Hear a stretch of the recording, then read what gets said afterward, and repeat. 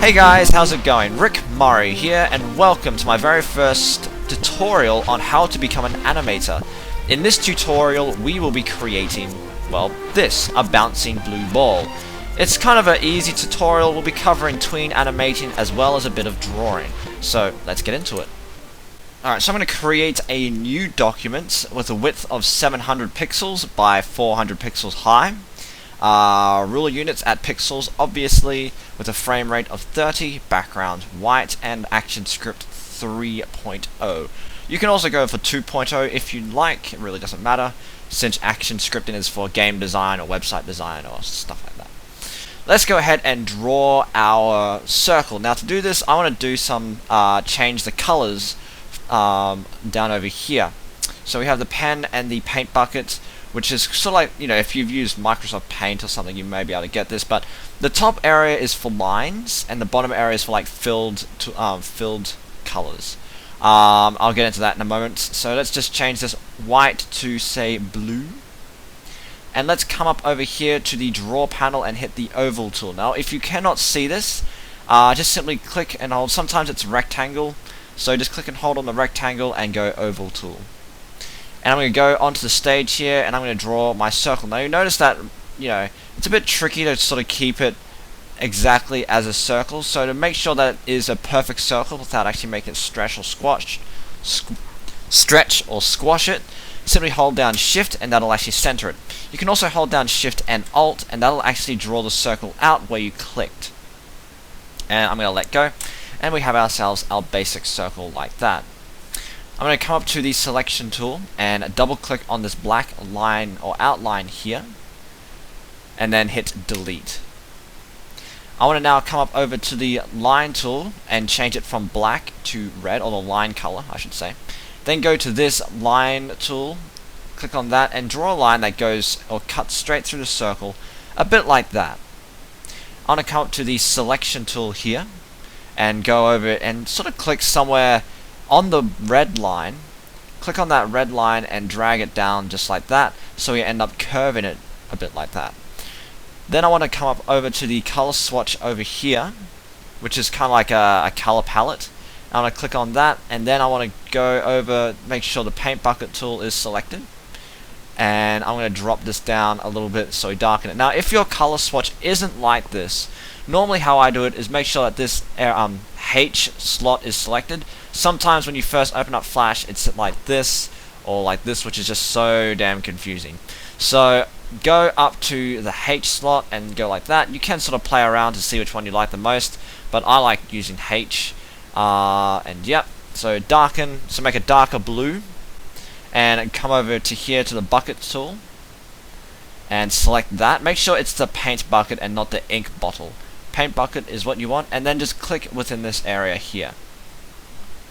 Now what I want to do is change this from a dark blue to a white.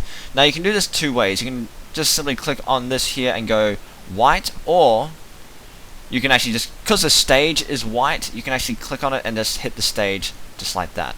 So when you click on this, it sort of picks up any color that your mouse highlights over. So say the blue over here, the blue here, it just picks up any color. So you just do that, and now I'm going to go to the brush tool, select that, and because I'm using a Wacom tablet, I'm going to use pressure sensitive. If you don't have a Wacom tablet, this won't be available for you.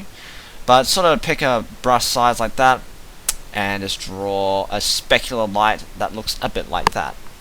Now I'm going to go back up to the selection tool and double click on the red line, selecting it all, and then hit delete. Now what I want to do is turn this into like a movie clip or something like that. So to do that, just simply click and drag up, making a box, and make sure the whole circle is inside, and let go. Then right click, convert to symbol. And now I'm going to give it a name, blue ball. Doesn't really matter, but it's good to name your graphics. Now I'm going to come up to the timeline here. Sometimes your timeline is located at the bottom of the screen. I actually move it to the top. I prefer it up here. Your timeline should look pretty much exactly like this. It may look slightly different, but it probably will look exactly like this. And I want to go, say, to frame 30. So click on frame 30, or just below it. Right click and go insert frame.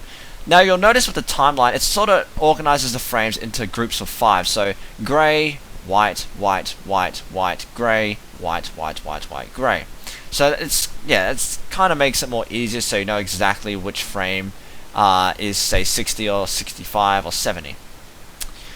Alright, now I want to click somewhere within this timeline here and go right click, create classic tween.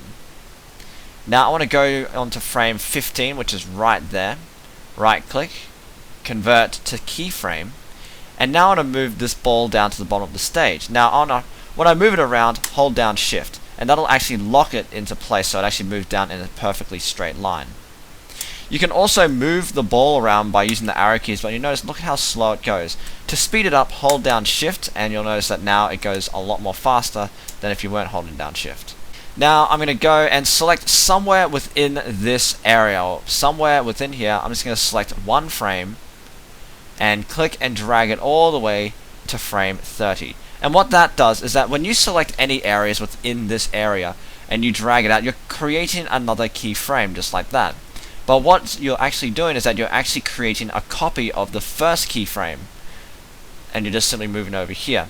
You can, just to save confusion, just select that first keyframe, hold down Alt, and drag out to frame 30. And that actually clones that keyframe. So now if we go ahead and hit Enter, or the play button down here, you'll notice the ball just simply drops down and up. And it doesn't really have that bouncy motion that you saw at the start. So we're now going to add in what's known as easy ease. So select the first frame, go over to Properties, which for me is located over here. If you cannot find it, go up to Window and click on Properties. Sometimes it's located down here, but for me it's located over there. So make sure you select the keyframe, then come over here and go to the Tweening tab, open that up, and you'll see Ease. And it should be set to 0. You want to change that from 0 to 100. So you can just simply either double click and type 100, or you can just simply click and drag to the right to go to 100. My bad. Instead of 100, minus 100. So what that'll do is that'll actually start off nice and slow, and then it'll speed up as it gets towards the end or heads towards the next frame. So it starts off slow and speeds up as it moves on to the second point, or point B. And now we're going to select point B, or frame 15, making sure it's selected. Go back over to the tweening, and this time make it the ease number 100. So what's going to happen is it's now going to speed up and then slow down when it gets to 30. So now if we play the animation, we have ourselves our basic bouncing animation. Anyway, that's it. Thanks for watching. Hope this will help you out. Don't forget to like, subscribe, and leave any comments below. And I shall see you guys next time.